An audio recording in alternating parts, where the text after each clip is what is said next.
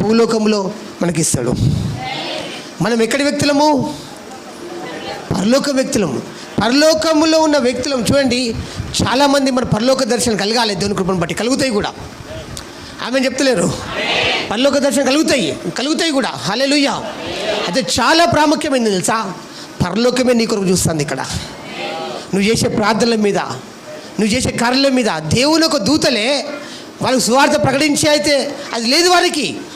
Starting ప్రకటించాడు, కానీ ఈ భూలోకంలో సువార్తను ప్రకటించే కృప మనకిచ్చాడు. వాళ్ళు తొంగి చూస్తారట దేవుని కార్యాలను. వాళ్ళు దేవుని కార్యాలను ఏం చూస్తారట? పరలోకమే మన వైపు చూస్తుంది. హల్లెలూయా.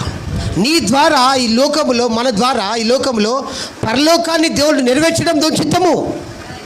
అది మనలో నుండే దేవుడు నెరవేర్స్తాడు. అందుకే మొట్టమొదటిగా ఆ పరలోకాన్ని నువ్వు భూమి మీద అనుభవించాలి. పరలోకాన్ని నువ్వు భూమి అనుభవించకూడదు.